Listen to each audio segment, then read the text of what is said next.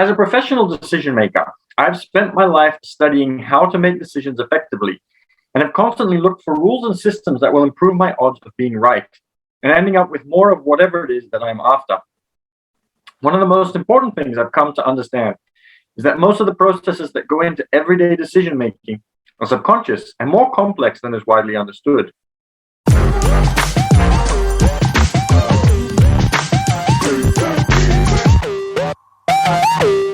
Okay, we are reading Ray Dalio Principles, or I'm reading and you are listening, and we will do some commentary and some other thoughts around that.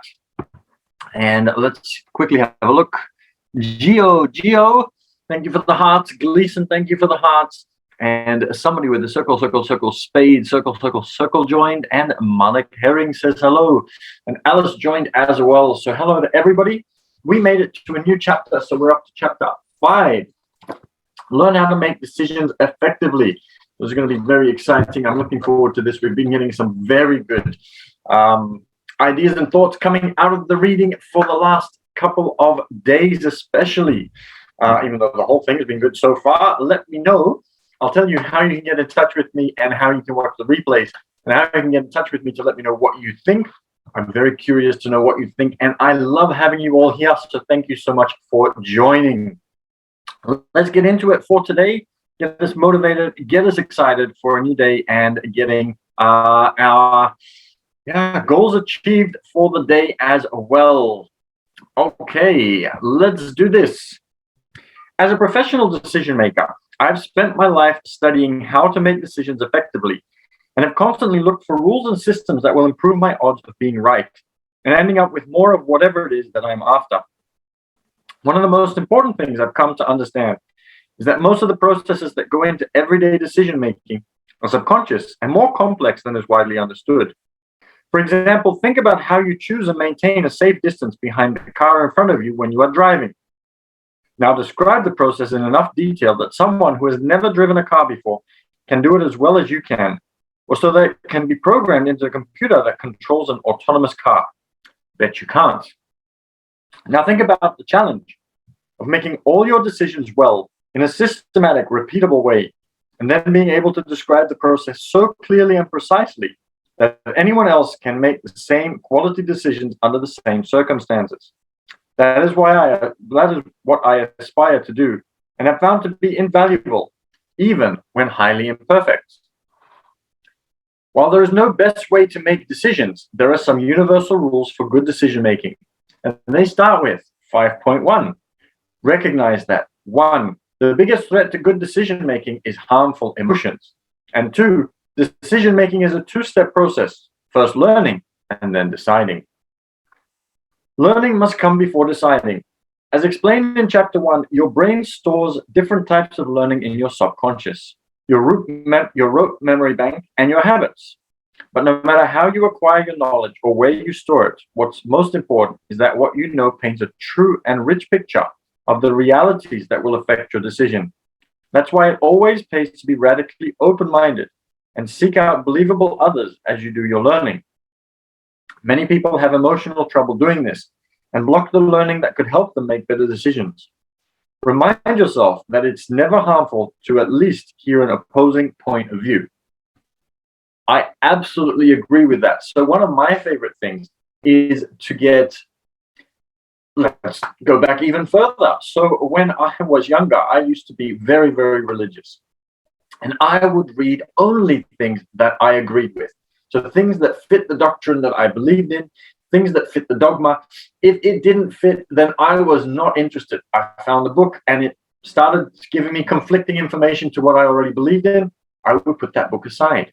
If somebody started speaking and said something that I didn't agree with, I wouldn't let them continue the conversation, or if I did, if I couldn't stop them from continuing that conversation, I would ignore anything else they said and not take it into any consideration because I believed what I believed. One day, I decided I was going to do things a little bit differently. And I actually found a book that contradicted everything that I believed about my religion. And I started reading it.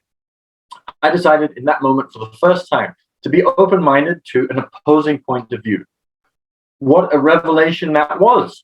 So very often we cloud our decision-making abilities by being so fixed on what we already believe that we are not open to looking at any other point of view. Now, religion is a completely different kettle of fish in that regard. But if we're talking about decisions in business, how often is it not linked to anything that we see as a fundamental belief, but it is something that we are just holding ourselves back on only because we might be a little bit egotistical, or we might just be a little bit prejudiced to the execution that we want to do, as opposed to what might actually get us the results. I find it so interesting that so often, many of us, and I've been guilty of this for sure, and I'm still guilty of it as well, where we would rather be correct and rather do things the way we've always done them and not necessarily get the results, rather than do something a little bit differently. This is why one of my mottos is make the switch to unlock your rich. There's a faster and more effective way of doing everything. But if you keep doing everything the way that you've always done it, if you keep making the same decisions, if you keep rejecting anything that doesn't fit within the criteria that you have right now for making decisions, then you're not going to be able to get to anything new. So we really want to make sure that we are opening ourselves up, that we do the learning that we need to do, and that we are open to testing things that are outside of our usual beliefs. Okay, deciding. Deciding is the process of choosing which knowledge should be drawn upon. Both facts of this particular what is, and your broader understanding of the cause-effect machinery that underlies it, and then weighing them to determine a course of action, the what to do about it. This involves playing different scenarios through time to visualize how to get an outcome consistent with what you want. To do this well, you need to weigh first-order consequences against second and third-order consequences, and base your decisions not just on near-term results, but on results over time. One of the differences between most average decision makers and super decision makers, that super decision makers are a little bit like con men. Now, I'm not saying that they are con men, but what I'm saying is that they have something in common with them that gives them a distinct advantage over everybody else. A con man goes into a situation knowing that things might change, but they also have their plan A, they have their plan B, they have their plan C, and they've gone through and thought about everything that could potentially go wrong. And as decision makers, especially bigger decision makers, very often we don't do that. We don't think of what the consequences might be or how to overcome those consequences.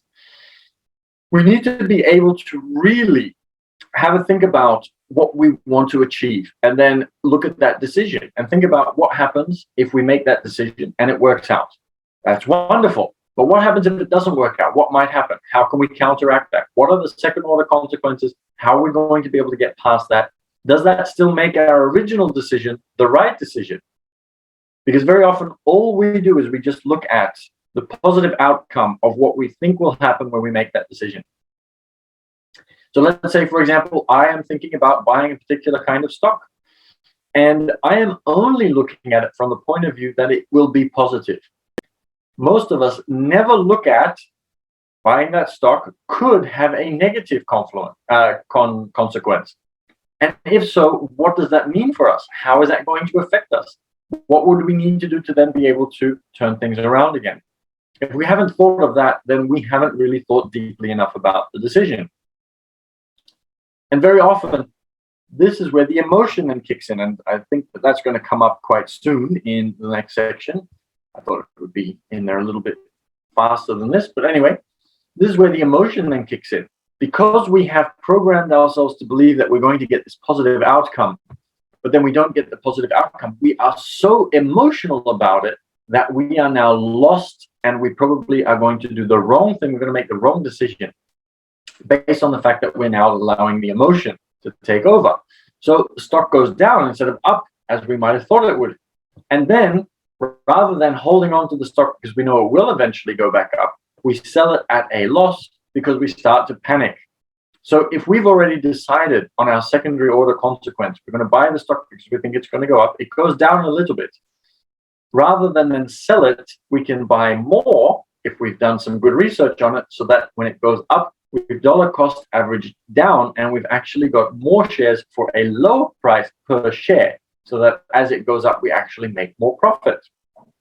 So decision making, very, very important, and being able to think of secondary and third level consequences are also very important, so that we already know what we're going to do before emotional time happens, so that we already know what our next step is going to be, rather than having to figure it out in that moment as we are panicking. Because when our mind is panicking, our brain shuts off and doesn't work very well. So we want to avoid that where possible.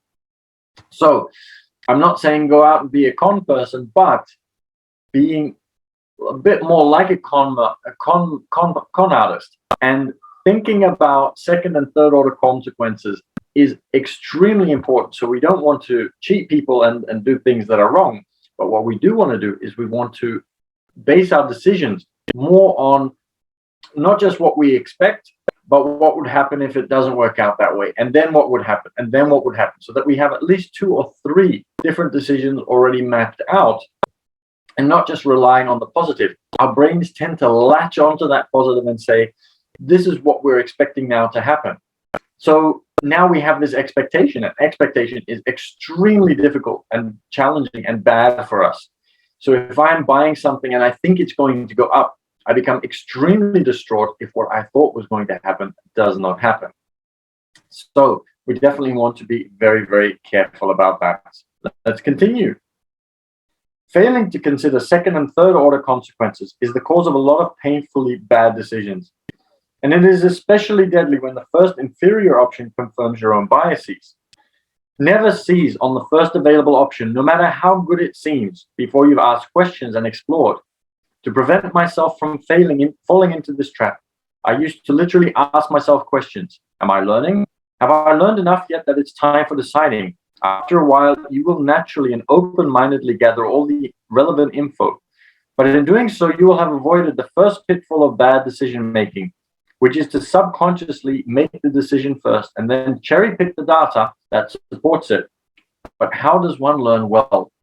Just quickly on that cherry-picking, this is something that humans instinctually do. We like to confirm things that we already believe. We like to be around people who believe the same thing as us. We need to break that mold and spend time with people that disagree with us, who challenge us, who make us think about things. Because let's say that I spend time with people who are all broke and making really bad decisions. It might be the same decisions I make. It might make me feel comfortable being around people who say yes to me rather than challenge me. But this is extremely dangerous. And I'm not going to be able to move from these circumstances to different circumstances if I am spending time with these kinds of people. So I need to spend time with better quality people. But I have to realize that they are going to disagree with me. So it is extremely important to make sure that you surround yourself with people that may not agree with you, that they are the right people, that they're actually doing the things that you want to be doing and achieving the results that you want to achieve. And you need to then be open-minded to it and realize that our minds want to keep us safe and want to keep us with people that agree with us, because that's just how our brains are wired. And we need to break that mold. We need to be able to bypass that. We need to be able to strong enough and have the willpower to avoid that, so that we can then spend time with people that will disagree with us, and we can execute on and test new ways of doing things that we've never done before. Okay, learning well. For me, getting an accurate picture of reality ultimately comes down to 2 things: being able to synthesize accurately and knowing how to navigate levels. Synthesis is the process of converting a lot of data into an accurate picture. The quality of your synthesis will determine the quality of your decision making. This is why it always pays to triangulate your views with people who you know synthesize well. This raises your chances of having a good synthesis. Even if you feel like you've already done it yourself, no sensible person should reject a believable person's view without great fear of being wrong. To synthesize well, you must 1, synthesize the situation at hand, and 2, synthesize the situation through time, and 3, navigate levels effectively. Okay, so tomorrow we will continue with 5.2, synthesize the situation at hand. But before we do that, I want to quickly say that I think that education is something wonderful, but very often we rely on education as something that we believe in very, very strongly. But education, most of our education comes from what other people are telling us is important for us. It is more beneficial to the person who is giving us that education. So I believe that when it comes to this education that Ray Dalio is talking about here, we need to take full responsibility for that. We need to be able to say, I am responsible for figuring out what it is that I need to learn to make the right decision. I am responsible for figuring out what my goals are so that I know what it is that I need to learn. So you go to school and you learn nothing about mortgages or financial freedom, or you might learn a bit about the economy. But even then, it's not information that's very valuable to an investor. So it is very important to make sure that you go out and actually learn the right things. Now, you might find a program or a school that will teach you the right things, but you want to also balance it out with other things. Some people go to a seminar, they hear something, and they believe that that is the one thing that's going to get them there. But again, we want conflicting ideas. We want to also have a look at another type of program similar to the one that we are looking at, and maybe testing out both of them and seeing what it is that separates the two. Maybe combining ideas and creating our own strategy. Point being, we want to take responsibility for our own education, and we want to make sure that what we learn is beneficial to getting us towards our goal. So if I am interested in real estate, but I haven't fully decided what I want to do, no education will get me to where I need to go, because that education is not linked to me getting to my goals. So become very clear on what your goals are, and then go out and look for the information, look for the education and the learning that is going to show you what you need to know. So when I was younger, I used to take jobs that only got me the learnings that I wanted. So I knew that I wanted to be a businessman. So I worked in places where I knew that there was going to be conflict, because I knew I wasn't very good at conflict resolution. I worked in places where I had to learn sales. I used to go and visit real estate agents in order to be able to ask them questions about investment property and pretend to buy investment property. So I sought out my own learning, and that allowed me to be able to learn the skills that I needed to make those better decisions.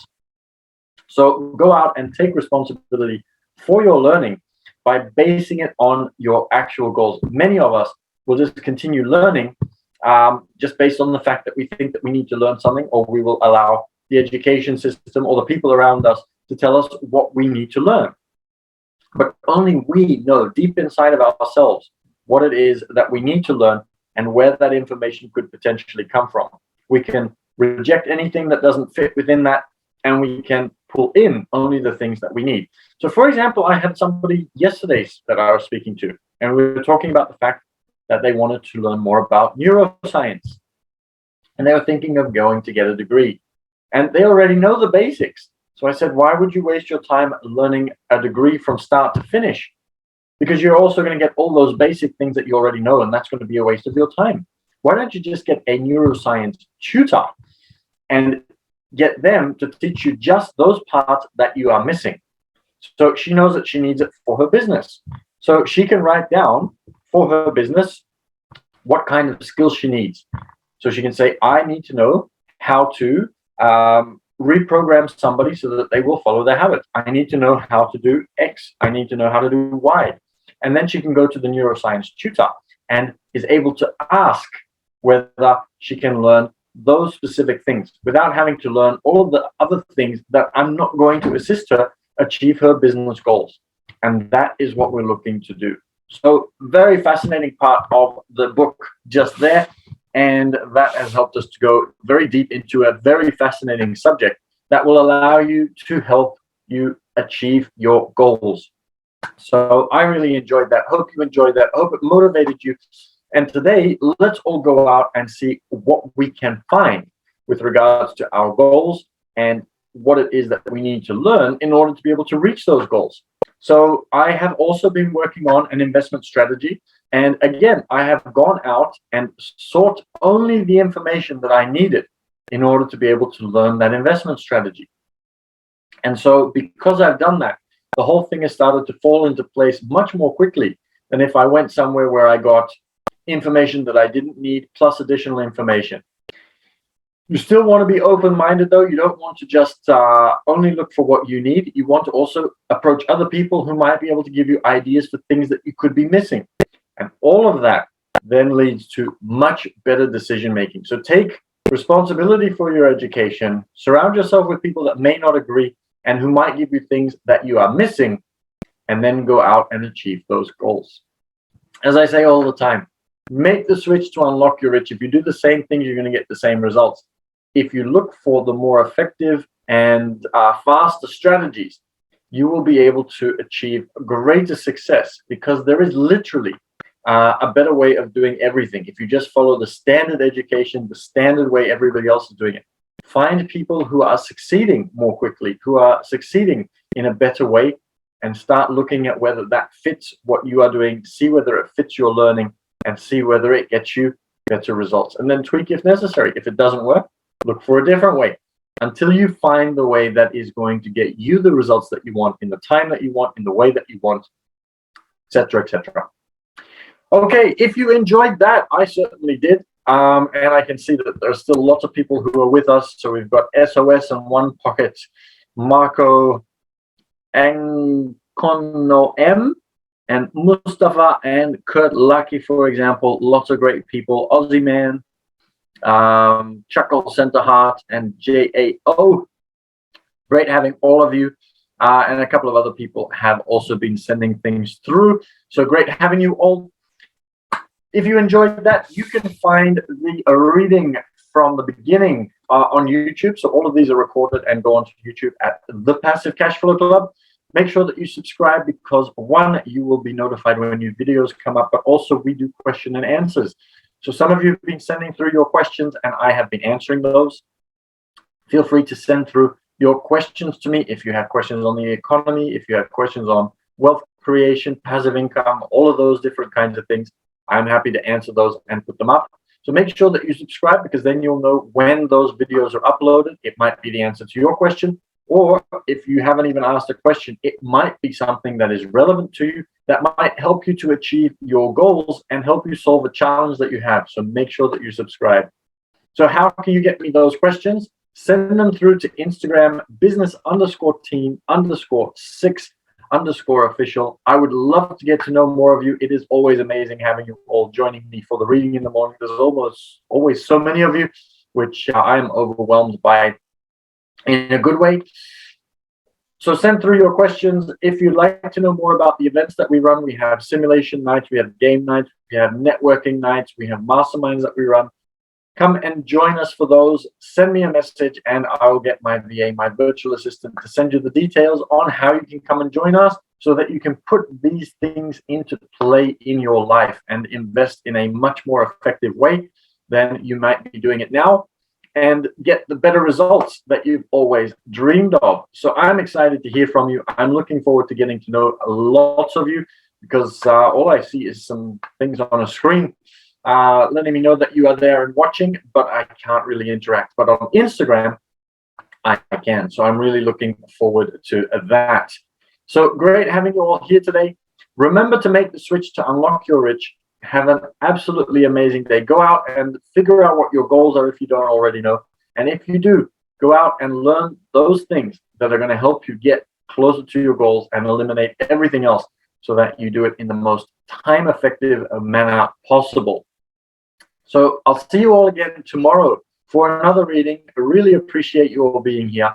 Have an amazing day, and I'll see you all tomorrow, 8 a.m. Sydney time, for another reading. And I'll quickly go through the big O, but quickly close off the Zoom, and then we'll get that recording put up onto YouTube at the Passive Cashflow Club. So have a great day. I'll see you all tomorrow.